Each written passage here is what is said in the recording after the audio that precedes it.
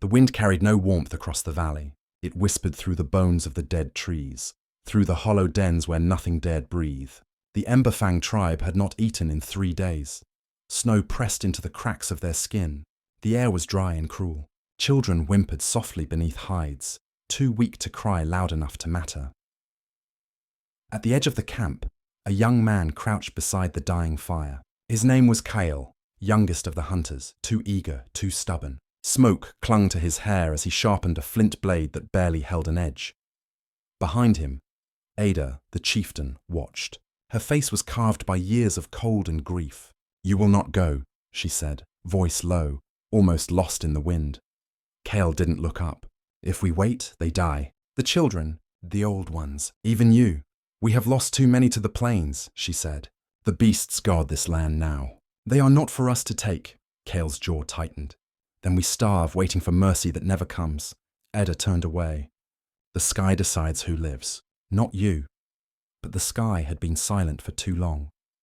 That night, while the others huddled around embers, Crackle packed his spear and a strip of dried root. 3 others joined him.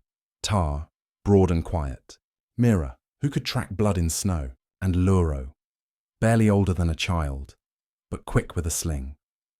They slipped into the darkness before dawn, their footprints swallowed by snow. For 2 days, they tracked the scent of the herds. Their feet bled, their bellies empty. Only the wind spoke, carrying distant echoes, grunts, roars, the sound of life somewhere beyond hunger's reach. Mira knelt suddenly. "Tracks," she said, her breath visible in the air. "Big, alone." They followed the path, deep prints leading toward a valley of mist. At the center stood a mammoth, old, its tusks broken and fur matted with mud and blood. It limped, favoring one leg. Tar's eyes widened. "The gods left this one for death." Kyle gripped his spear. "Then we take what the gods forgot." They circled downwind. Each heartbeat felt louder than the wind. The mammoth's breath was like thunder, steaming in the cold. Kyle whispered, "We strike from the left. Its heart sits behind the shoulder." Luro trembled, his slingstone shaking in his hand. "It's too big." "Everything dies," Kale said. "Even giants." They crept closer. The ground vibrated beneath each step. Mira lifted her spear. Kyle nodded. Then the wind shifted. The beast turned, eyes blazing with ancient rage. Its trumpet shattered the air. Snow burst upward as it charged. Mira's spear struck first, shallow. The beast roared, tusks slicing the air. Luro's stone cracked against its eye, blood spraying like fire. Kyle lunged forward, driving his spear into its flank. The shaft snapped, blood spilling hot across his hands. "Tar!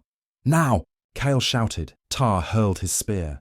It buried deep in the mammoth's chest, but the beast didn't fall.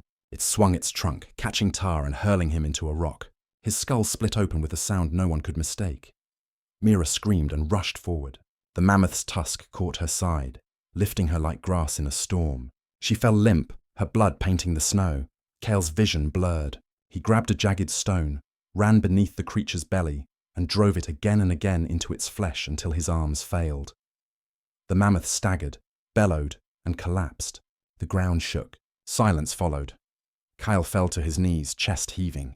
Blood, his and the beast's, steamed in the cold. Luro crawled toward him, eyes wide with terror. "They're gone. Kale, Mira, Tar. They're..." Kale pressed a shaking hand against the boy's shoulder.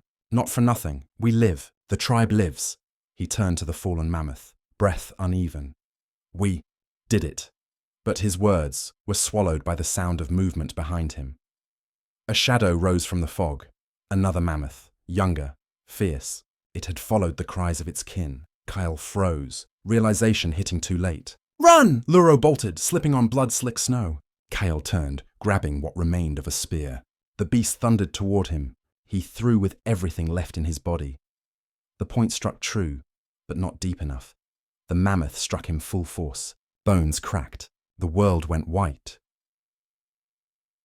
When the tribe found them 2 days later, Kale lay beneath the fallen beast, his hand still clutching its fur. Luro was alive, barely, shivering beside the fire Kyle had built to keep him breathing. Ida stood over the bodies. The wind was quiet now. She knelt beside Kale, brushing frost from his face. "You were right," she whispered, "but the sky took its price. The tribe cut the meat, took the tusks, the hide. They carried Kyle's body back on the sled.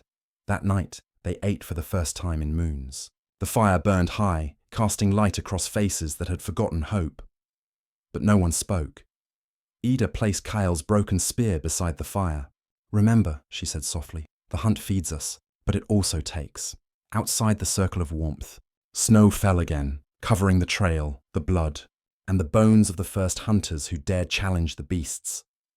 From that night onward, the tribe called him Kale the First Hunter.